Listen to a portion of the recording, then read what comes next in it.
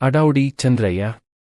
ಹಂಸ ಪಕ್ಷಿ ಇದ್ದಲ್ಲಿ ಕೆಸರು ಇರುತ್ತದೆ, ದೀಪವಿದ್ದಲ್ಲಿ ಕತ್ತಲು ಇರುತ್ತದೆ ಎನ್ನುವ ಹಾಗೆ ನಮ್ಮ ಸರಸಮ್ಮನ ಗುಡಿ ಇರುವ ಊರಿನಲ್ಲೇ ಅಡೌಡಿ ಚಂದ್ರಯ್ಯನ ಮನೆ ಇರುವುದು. ಸರಸಮ್ಮ ಸ್ಥೂಲಕಾಯದಲ್ಲಿಲ್ಲ, ಸೂಕ್ಷ್ಮ ಶರೀರಿಯಾಗಿ ಮೂಡಂಬೈಲಿನ ಮೂಲೆ ಮೂಲೆಯನ್ನು ತನ್ನಾದಾಗಿ ಮಾಡಿಕೊಂಡಿದ್ದಾಳೆ. ಚಂದ್ರಯ್ಯ ಯಾವ ಮೂಲೆಯನ್ನೂ ಬಿಟ್ಟವನಲ್ಲ, ವಿಚಿತ್ರ ಪ್ರಾಣಿ.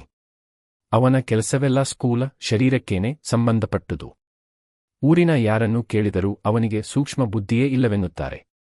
ನಾವು ಬುದ್ಧಿಯಲ್ಲಿ ಯಾವುದು ಸ್ಥೂಲ ಯಾವುದು ಸೂಕ್ಷ್ಮ ಎನ್ನುವುದನ್ನು ಗುರುತಿಸುವುದು ಕಷ್ಟವಾದರೂ ಊರವರ ದ್ವೇಷಿಕರದ್ದಲ್ಲ ಅವನದೇ ಹಿತೇಚ್ಛುಗಳ ಮಾತನ್ನು ನಂಬುವುದಾದರೆ ಅವನ ಯಾವತ್ತೂ ಕೆಲಸಗಳನ್ನು ಮನಸ್ಸಿನ ರೀತಿಗಳನ್ನು ಸ್ಥೂಲಕ್ಕೇನೆ ಸೇರಿಸುತ್ತಾರೆ. ಚಂದ್ರಯ್ಯನಿಗೆ ಅಡೌಡಿ ಎಂಬ ಬಿರುದು ಬೇರೆ ಬಂದಿದೆ. ಊರವರು ಮಾತನಾಡುವಾಗ ಬರಿದೆ ಅಡೌಡಿ ಎಂದೇ ಅವನನ್ನು ಕರೆಯುವುದು ವಾಡಿಕೆ. ಚಂದ್ರಯ್ಯನೆನ್ನುವುದು ಸರಕಾರಿ ಪಟ್ಟೆಯಲ್ಲಿ ಟಪಾಲು ವಿಳಾಸದಲ್ಲಷ್ಟೇ ರೂಢಿ. ಅವನನ್ನು ಎದುರಿಂದ ಸಂಬೋಧಿಸುವುದಾದರೆ ಚಂದ್ರನಾಥಯ್ಯನನ್ನುವುದೂ ಉಂಟು. ಈ ಚಂದ್ರನಾಥಯ್ಯನಿಗೂ ಸೋಮನಾಥ ಮಂಜುನಾಥಯ್ಯನವರ ಕುಟುಂಬಕ್ಕೂ ಯಾವ ಸಂಬಂಧವೂ ಇಲ್ಲ, ಬರೇ ನಾಥ ಪದದ ಸಂಬಂಧ. ಆದರೆ ಚಂದ್ರಯ್ಯನ ನಾಥ ಊರಿಂದ ಬಲು ದೂರದ ತನಕ ಹಬ್ಬಿದೆ. ಅವನ ಮನಸ್ಸಿನ ಓಟದ ರೀತಿಯೇ ಬೇರೆ. ಅದನ್ನು ಓಟ ಎನ್ನುವುದಕ್ಕಿಂತ ಈ ಹಾರಾಟ ಎನ್ನುವುದೇ ಲೇಸು. ಇಡೀ ದಿವಸ ತಿರುಗಾಟ ಅವನಿಗೆ, ಕಾಲಿಗೆ ಚಕ್ರ ತಗುಲಿಸಿದವರಂತೆ. ಊರಿಗೆ ಯಾರು ಬಂದರೂ ಅವನಿಗೆ ಬೇಕು. ಊರಿನ ಸುತ್ತಲೂ ಏನು ನಡೆದರೂ ಅದು ಅವನಿಗೆ ತಿಳಿಯುತ್ತದೆ. ಮಂಗಳೂರಿನಲ್ಲಿ ಸತ್ಯಾಗ್ರಹ ತೊಡಗಿದಾಗ ಮೊದಲಿಗೆ ಹೋಗಿ ಕಾರ್ನಾಡು ಸದಾಶಿವರಾಯರನ್ನು ಮಾತನಾಡಿಸಿ ಬಂದವನು ಅವನು. ಕಾನೂರಿನಲ್ಲಿ ಕಾರಾಗೃಹ ವಾಸವನ್ನು ಮುಗಿಸಿಕೊಂಡು ಬಂಗಮೊದಲಿನ ಗುಂಪಿನಲ್ಲಿ ಅವನು. ಇತ್ತ ದೇಶಭಕ್ತಿ ಅಷ್ಟು ಉಕ್ಕಿದ್ದರೆ ಅತ್ತ ಅವನ ರಾಜಭಕ್ತಿಯೂ ಕಡಿಮೆಯಿಲ್ಲ. ಜಾರ್ಜ್ ಸಾರ್ವಭೌಮರು ತೀರಿದ ದಿವಸ ಆತ ಉಪವಾಸವನ್ನು ಮಾಡಿದವನು. ಆ ದಿವಸ ಅವರ ಮನೆಗೆ ಶಾನುಭಾಗ ಸಂತಾನ ಸೋಜರು ಬಂದಿದ್ದರು. ನಿಮಗೆ ತಿಳಿಯದೆ ಪಂಚಮ ಜಾರ್ಜರು ತೀರಿದ್ದು ನಾನು ಉಪವಾಸ, ನೀವು ಉಪವಾಸ ಮಾಡುವುದಿಲ್ಲವೇ ಎಂದು ಕೇಳಿದರು. ಸೋಜರ ಮನಸ್ಸಿಗೆ ಬಾಯಾರಿ ಬಂದವನಿಗೆ ಎಳೆನೀರು ಚಕ್ಕರು ಕೊಡಲಿಕ್ಕೆ ಉಪಾಯವಿದೆಂದು ತೋರಿದರೂ ಆ ದಿನ ಚಂದ್ರಯ್ಯನಾಡಿದುದು ಪ್ರಾಮಾಣಿಕವಾಗಿಯೇ ಇತ್ತು. ಅಂದರೆ ಅವನ ಮನಸ್ಸಿನಲ್ಲಿ ಎಲ್ಲಾ ನನಗೆ ತಿಳಿದಿದೆ ಅಥವಾ ತಿಳಿಯಬೇಕು ಎಂಬುವ ಹಠ. ಎಲ್ಲವುದನ್ನು ಸಾಧಿಸಿ ನೋಡುವ ಪುರಾಣವನ್ನು ನಂಬುತ್ತಾನೆ, ವಿಜ್ಞಾನವನ್ನು ನಂಬುತ್ತಾನೆ. ಅವನು ಕಲಿತು ಫೈಲಾದ ಫೋರ್ತು ಫಾರ್ಮಿಗೆ 10 ಮಡಿ ಮೀರಿದ ವಿಜ್ಞಾನ ಅವನಿಗೆ ತಿಳಿದಿದೆ. ಈಶ್ವರ ಭಟ್ಟರು ಸಿಕ್ಕಿದರೆ ಭಟ್ಟರೆ ನಿಮ್ಮ ಅದೈತಕ್ಕೂ ಐನ್ಸ್ಟೀನಿನ ರಿಲೇಟಿವಿಟಿ ಥೀರಿ ಅಂದರೆ ಅದು ಮಾಯವಾದವೇ, ಅದಕ್ಕೂ ಇಷ್ಟಿಷ್ಟು ಬಿಟ್ಟು ಕೊಡುವುದಿಲ್ಲ ಎನ್ನುತ್ತಾನೆ. ಚೌತಿಯ ದಿವಸ ಬಂದಿತೆ. ಆಳೆತ್ತರದ ಆವೆಮಣ್ಣಿನ ವಿನಾಯಕನನ್ನು ಮಾಡಿ ಮನೆಗೆ ಬಂದವರಿಗೆಲ್ಲ ಅರಳು ಪಂಚಕಜ್ಜಾಯವನ್ನು ಹಂಚುತ್ತಾನೆ. ಅವನು ಎಂಥ ಅಡಾವುಡಿಯಾದರೂ ಅಪ್ರಬಿಟ್ಟು ಹೋದ 600 ಮುಡಿಗಳ ಹುಟ್ಟುವಳಿಯ ಆಸ್ತಿ ಇದ್ದುದರಿಂದ ನಡೆಯುತ್ತದೆ ಎನ್ನುತ್ತಾರೆ ಊರವರು. ಚಂದ್ರಯ್ಯನ ಮನೆಯಲ್ಲಿ ಇಲ್ಲದ ಸಾಮಗ್ರಿಯಿಲ್ಲ. ಮುತ್ತಜ್ಜನ ಕಾಲದ ನೀಲಾಂಜನ ಹಿರಿಯಜ್ಜ ಗದ್ದೆ ಸಾಗುವಳಿಗೆ ಹೋಗುವಾಗ ತೊಡುತ್ತಿದ್ದ ಮಟ್ಟು ಹಾಳೆ ಇವೆರಡೂ ಇವೆ.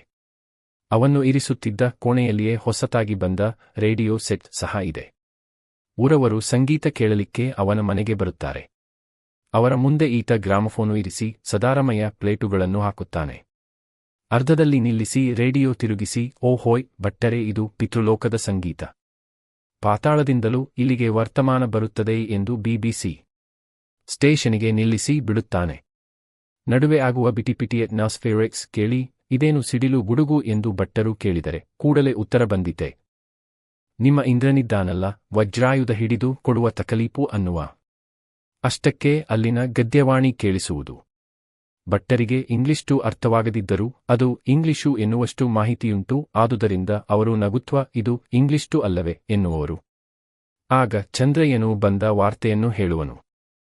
ರೇಡಿಯೋ ಎಂಥದ್ದೆಂದಿ ಅವರಿಗೆ ಬಣ್ಣಿಸುವನು. ಈಶ್ವರ ಭಟ್ಟರು ಈಗಲೇನೆ ಇಷ್ಟೆಲ್ಲ ಸಾಧ್ಯವಾದರೆ ಹಿಂದಿನ ಕಾಲದಲ್ಲಿ ಆಕಾಶವಾಣಿ ಅಶರೀರವಾಣಿ ಎಂಬುದು ಸುಳ್ಳಲ್ಲ ಎನ್ನುವರು. ಆಕಾಶವಾಣಿ ಅಯ್ಯೋ ಈಶ್ವರ ಭಟ್ಟರೆ ಆಕಾಶವಾಣಿ ಎಂಬ ಹೆಸರನ್ನೇ ಮೈಸೂರಿನ ರೇಡಿಯೋ ಜನರು ಇಟ್ಟುಕೊಂಡಿದ್ದಾರೆ ಎನ್ನುವನು ಚಂದ್ರಯ್ಯ. ಹಾಗಾದರೆ ಬಿಡಾರಂ ಕೃಷ್ಣಪ್ಪನವರ ಸಂಗೀತ ಬರುತ್ತದೆಯೋ? ಭಟ್ಟರೆ ನೀವೆಲ್ಲಿದ್ದೀರಿ? ಇದರಲ್ಲಿ ಸತ್ತವರು ಮಾತನಾಡುವುದಿಲ್ಲ. ಕೃಷ್ಣಪ್ಪನವರು ತೀರಿಕೊಂಡರೋ? ಯುಗವೆರಡೂ ಕಳೆಯಿತು.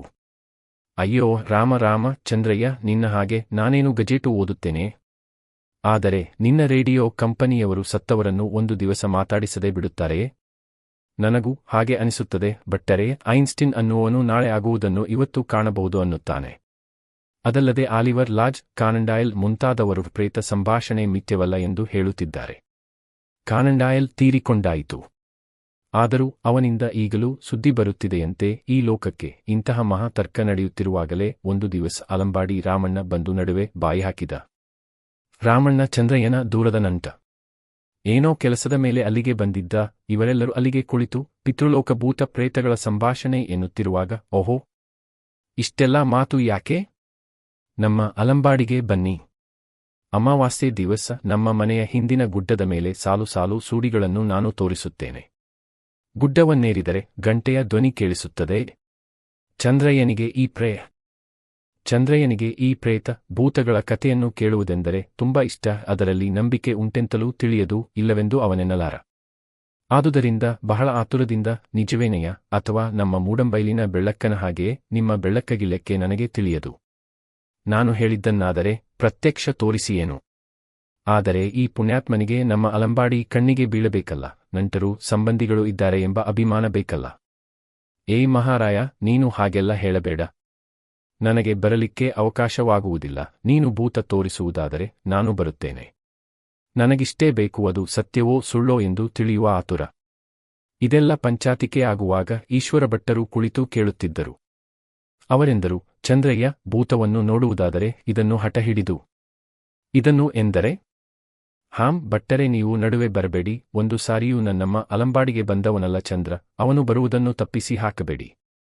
ನಾನು ತಪ್ಪಿಸಲಿಕ್ಕೆ ಹೇಳಿದ್ದಲ್ಲ, ನಿಮ್ಮಲ್ಲಿದ್ದಷ್ಟೇ ಸತ್ಯ ಈ ಬೆಳ್ಳಕ್ಕನಲ್ಲೂ ಇದೆ ಅಂದೆ. ಅಂದರೆ ನಾನೇನೂ ಕಂಡಿಲ್ಲ. ನಮ್ಮಪ್ಪ ಇರುವಾಗ ನಾನು ತಿಂಗಳಿಗೆ 1-2 ಸಾರಿಯಾದರೂ ಕಾಣುತ್ತಿದ್ದೆ ಅನ್ನುತ್ತಿದ್ದರು. ಅಂದರೆ ಅವರು ಎಲ್ಲೆಲ್ಲಿಯ ಪಂಚಾಯಿತಿ ಪುರೋಹಿತಿ ಗಂಟು ಹಾಕಿಕೊಂಡು ತಿರುಗಾಡುವವರು. ಬೆಳಗ್ಗೆ ಸ್ನಾನ ಮಾಡಿ ವಿಭೂತಿ ಬಳಿದುಕೊಂಡು ಹೊರಟರೆ ಮಧ್ಯರಾತ್ರಿಗೇನೆ ಮನೆಗೆ ಬರುವುದು. ಅಮಾವಾಸ್ಯೆನಿಂದಿಲ್ಲ, ಹುಣ್ಣಿಮೆಯಿಂದಿಲ್ಲ.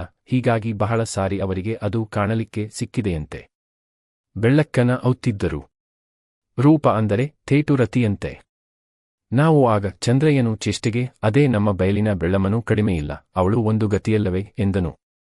ಈಶ್ವರ ಭಟ್ಟರಿಗೆ ಸಿಟ್ಟು ಬಂದಿತು. ನಿನಗೇನು ಚೇಷ್ಟೆ? ಈ ಬೆಳ್ಳಮ್ಮನನ್ನು ಸುಡು. ಹಾದರಗಿತ್ತಿ ಹೀಗೆಂದು ಮಾತನ್ನು ನಿಲ್ಲಿಸಿಬಿಟ್ಟರು.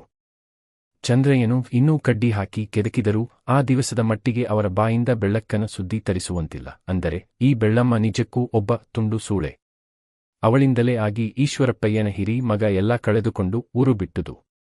ಹಾಗಾಗಿ ಈ ಮಾತು ಅವರನ್ನು ರೇಗಿಸಿತು. ಚಂದ್ರಯ್ಯ ಆ ಪ್ರಸ್ತಾಪವನ್ನು ಅಲ್ಲಿಗೆ ಬಿಟ್ಟು ರಾಮಣ್ಣಯ್ಯನೊಡನೆ ಅಲಂಬಾಡಿ ಪ್ರೇತಭೂತಗಳ ವಿಚಾರ ಮಾತಾಡತೊಡಗಿದನು. ಅವನು ಉಪ್ಪು ಖಾರ ಸೇರಿಸಿ ಅವುಗಳ ಪುರಾಣವನ್ನು ಬಿಚ್ಚಿದ. ರಾಮಣ್ಣನಿಗೆ ಈ ಭೂತಗಳಲ್ಲಿ ನಂಬಿಕೆಯಿಲ್ಲ ವೆಂದಲ್ಲ. ಈ ಉಪ್ಪು ಖಾರದ ಉದ್ದೇಶ ಒಮ್ಮೆಗೆ ಚಂದ್ರಯ್ಯನನ್ನು ತನ್ನೂರಿಗೆ ಕರೆದೊಯ್ಯುವುದು. ಅಲ್ಲದೆ ಇನ್ನೊಂದು ಉದ್ದೇಶವೂ ಇತ್ತು. ಚಂದ್ರಯ್ಯ ಬರುವೆನೆಂದು ವಚನವಿತ್ತನು. ಹೊತ್ತು ಬಹಳವಾಯಿತೆಂದು ಎಲ್ಲರೂ ಎದ್ದರು. ಈಶ್ವರ ಭಟ್ಟರೂ ಎದ್ದರು. ಚಂದ್ರಯ್ಯ ನಮ್ರನಾಗಿ, ಭಟ್ಟರೆ, ಮನಸ್ಸಿಗೆ ನೋವಾಯಿತೆಂದು ಕಾಣುತ್ತದೆ. ಅಂದರೆ ನಿಮ್ಮ ಮಗನ ನೆನವು ನನಗೆ ಬರಲಿಲ್ಲ. ನಾನು ಸುಮ್ಮನೆ ಅಂದೆ. ಇನ್ನು ಅವಳ ಸುದ್ದಿ ನಿಮ್ಮೆದುರಿಗೆ ತೆಗೆಯುವುದಿಲ್ಲ ಎಂದನು. ಎಷ್ಟು ಉಡಾಪಿ ಮಾತನಾಡಿದರೂ ಚಂದ್ರಯ್ಯನಿಗೆ ವಿನಯವಿದ್ದೇ ಇದೆ ಎಂಬುದು ಭಟ್ಟರಿಗೆ ಗೊತ್ತು. ಆದುದರಿಂದ ಅವರು ಎಲ್ಲವನ್ನೂ ಮರೆತು, ಹೋಗಲಿ ಬಿಡು ಚಂದ್ರಯ್ಯ, ಇನ್ನೊಂದು ದಿವಸ ಬೆಳ್ಳಕ್ಕನ ವಿಚಾರ ಹೇಳುತ್ತೇನೆ ಎಂದರು. ನಾಳೆಗೆ ಎಂದನು ಚಂದ್ರಯ್ಯ. ಆಗಲಿ, ನಾಳೆಗೆ ಎಂದು ಅವರೂ ಒಪ್ಪಿದರು.